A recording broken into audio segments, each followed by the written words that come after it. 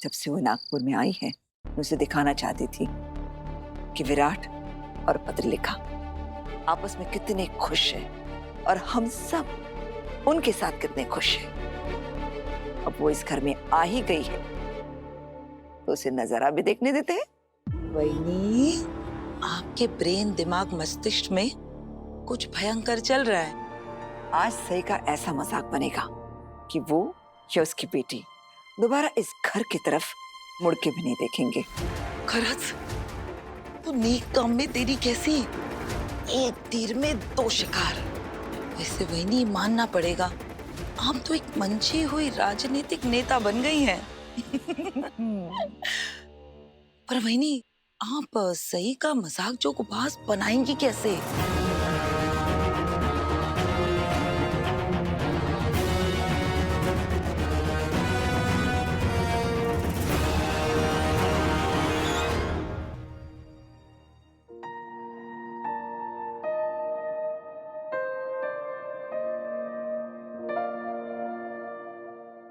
आई, ये विनायक के आई पापा का लूम है, तेरा मैं आपको दिखाती हूँ।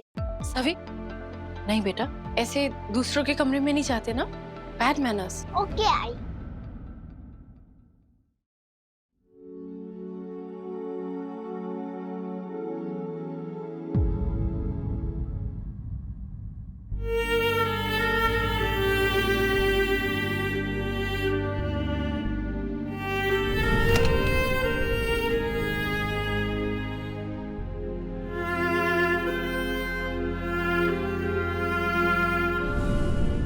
यही चाहती थी ना, इस कमरे में आपकी और विराट की बड़ी सी तस्वीर। आखिर आपने अपनी इच्छा पूरी कर ही ली, मिसेस चौहान।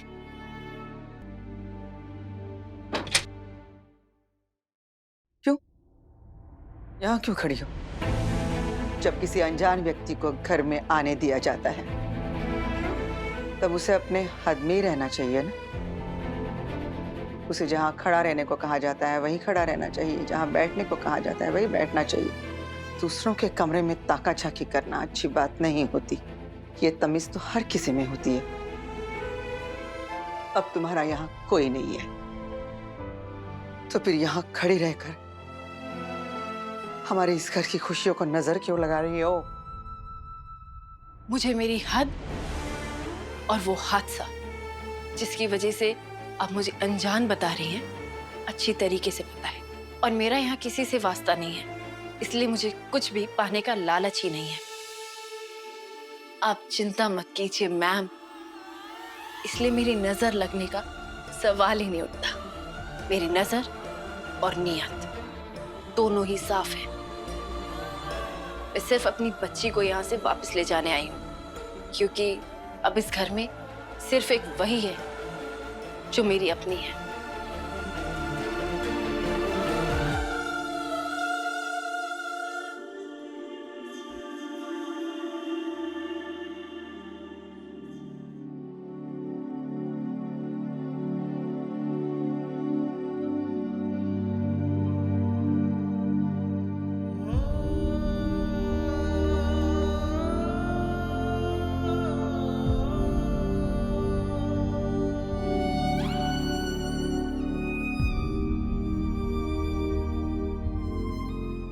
सही, अच्छा हुआ तुम सभी को अपने साथ नहीं ले गई। बच्ची है, उसका दिल टूट जाता, उसे बुरा लगता। हाँ दादा, मैं इसलिए नहीं लेके गई, मैं सभी को दुखी नहीं देख सकती। सही, तुम्हारी बच्ची बहुत स्वीट है, तुम पे गई है, छोटी सी प्यारी सी। प्यारी के साथ साथ जिद्दी भी। अच्छा, मतलब बिल्कुल तुम पे गई है। डॉक्टर पुलकित, इधर आइए। डॉक्टर आंटी, मेरे पापा और मम्मा की मैरिज एनिवर्सरी केक है, अब से खाओ ना।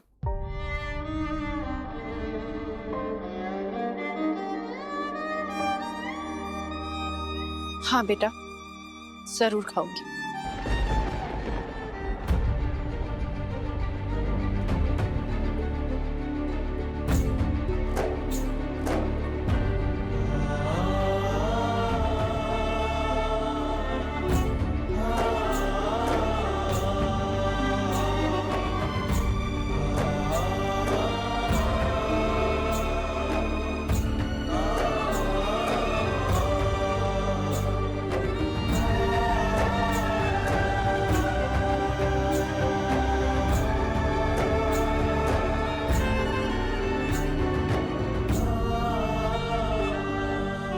देख रही हो ना सोनाली, इसे कहते हैं सीधा दिल पर वार। एक सौतन की सालगिरह का केक दूसरी सौतन तक पहुंच गया। विराट और पत्रलेखा के रिश्ते की मिठास सई की जिंदगी में ऐसी कड़वाहट घोलेगी कि वो हमेशा याद रखेगी। वहीनी, आज ये मीठा मीठा केक भी सही को कितना कड़वा लग रहा होगा ना। ऐसे मुझे आपको एक बात कहनी है दिल से। कहाँ है? मस्त मस्त। कहाँ है तू पण?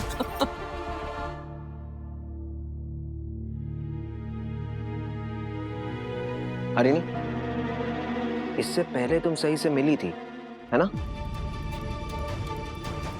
डैड, आपको कैसे पता चला? तुम्हें क्या लगता है हरिणी, तुम मुझे कुछ नहीं बताओगी और मुझे कुछ पता नहीं चलेगा? सही मामी ने आपको बताया? और क्या क्या बताया उन्होंने? यही कि कॉलेज से छूटने के बाद तुम सही से मिली थी, तुम लोगों ने बातें की। और कुछ हुआ क्या?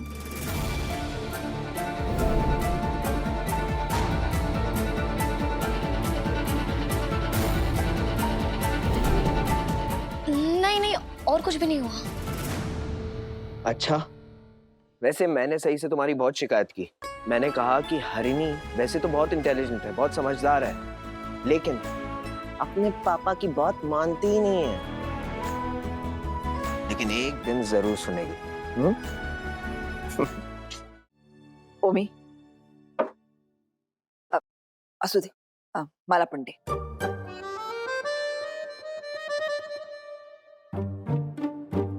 ऐसे क्या घूर रहा है? अब तो बीती नहीं है फिर। जितना बोलती हूँ उतना करो। मुझे अपने लिए नहीं, उस जंगली मुर्गी के लिए चाहिए। सही बड़ी बीती है। मुझे समझ में नहीं आया, आप पहले तो आप उस जंगली मुर्गी को घर के अंदर ले आएंगे, अभी बोलती उसको पिलाओ। इतना विशेष अधिकार क्यों देने का वो सही को? नहीं ओमी, बकरे को हलाल करने से पहले उसे खूब खिलाया पिलाया जाता है। हाँ। तुम देखना कैसे मैं इस सही का तमाशा बनाती हूँ। तुम उसे काम करो, इसे कोल्ड ड्रिंक में मिलाकर उस तक पहुंचा देना। अच्छा तो बना तो पिएगी क्या? सब पिएगी वो, और अगर नहीं पिएगी तो मैं पिलाऊंगी उसे। हाँ, आप कुछ भी कर सकती हैं। हाँ।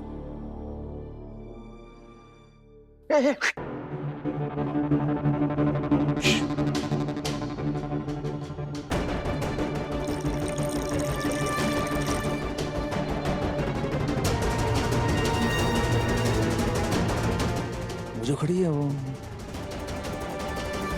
Okay sir. जाओ। एक मिनट। वही नहीं, कमाल है। उधर जाइए।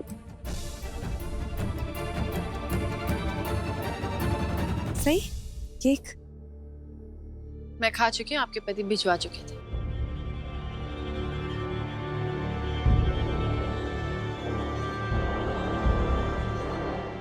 मैम, आपके लिए कोल्ड ड्रिंक।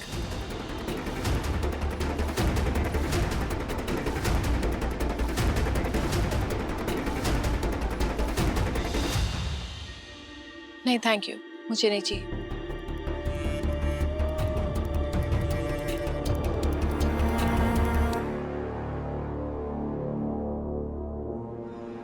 मुझे दीजिए।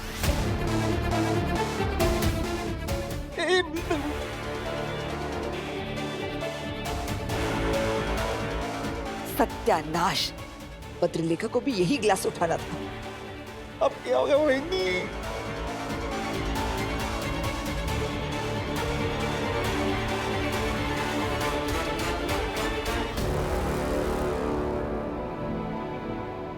देख रही।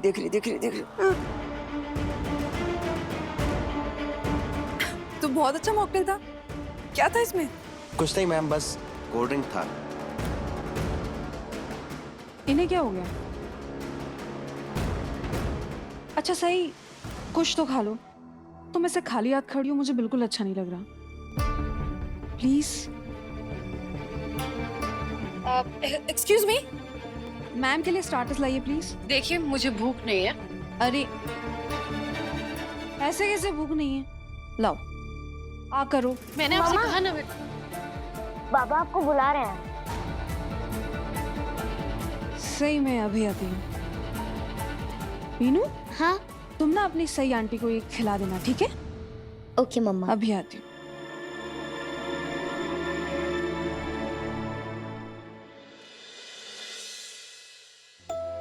ये मम्मा, पापा और मैं। मीनू तुम्हारी टूटू बेबी वाली फोटो नहीं है क्या? मेरी आई ने तो मेरी ऐसी फोटो संभाल के रखी हुई है जिसमें मैं एकदम तो किसी जी मैं हाथ और मैं पैर इतनों से जैसे थे, जैसे हम वो टूटी बेबी को देखने गए थे ना, एकदम वैसे ही। नहीं, मेरी तो ऐसी कोई फोटो नहीं है।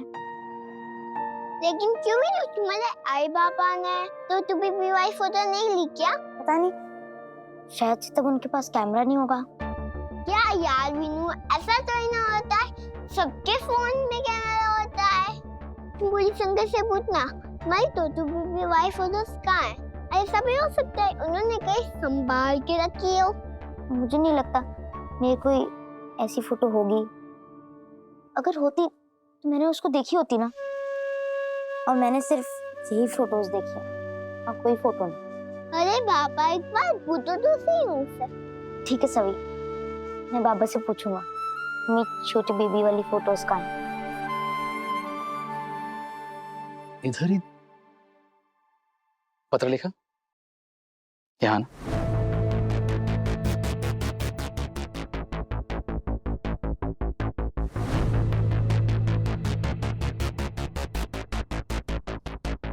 इनसे मिलो।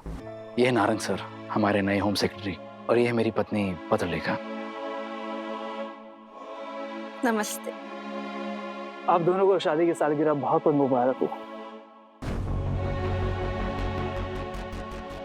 हैप्पी एनिवर्सरी मुराद।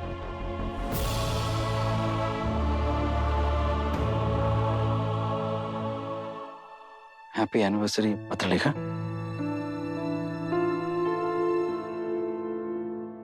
आप विराट को विश कर रही है, आपने पहले विश नहीं किया?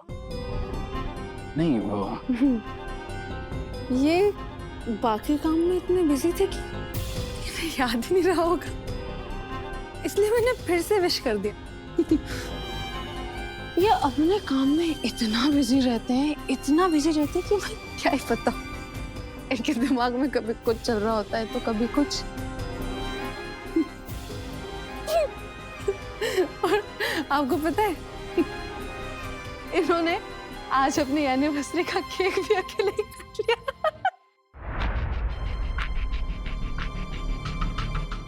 पत्रलेखा, हाँ? ये सारी बातें बोल के मुझे क्यों शर्मिंदा कर रही हो? बाद में बात करते ना। ये पत्र लिखा नशे में कुछ गड़बड़ ना कर दे। काळजी करो ना बहनी, जो हो रहा है सही हो रहा है। अब बस आगे देखिए क्या क्या होता है। वही पत्रलेखा की हालत देखकर मुझे लग रहा है कि पत्रलेखा आज विराट को अपने दिल हार्ट हृदय की बात बोल ही देगी। अभी तो सही है ना। लेकिन मुझे डर लग रहा है कि पत्र लिखा कुछ उल्टा पुल्टा ना कह दे। तुम मुझसे बार बार पूछते हो ना कि तुम मेरे लिए ऐसा क्या करो कि मैं खुश हो जाऊं। अब बताओ। बोलो। तुम कहते हो ना कि तुम्हें मेरे साथ एक नई शुरुआत करनी है।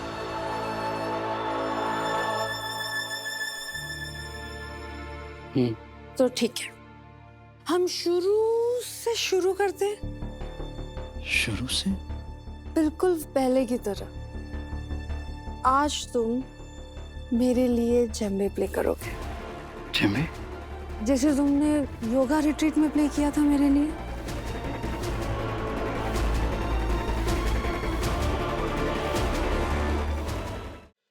तुम्हें याद देना मेरा कि तुम भूल गए। और मैं भी ठीक उसी तरह तुम्हारी धुन में खो जाऊंगी, खुद को भुला के तुम्हारी धुन पे नाचूंगी।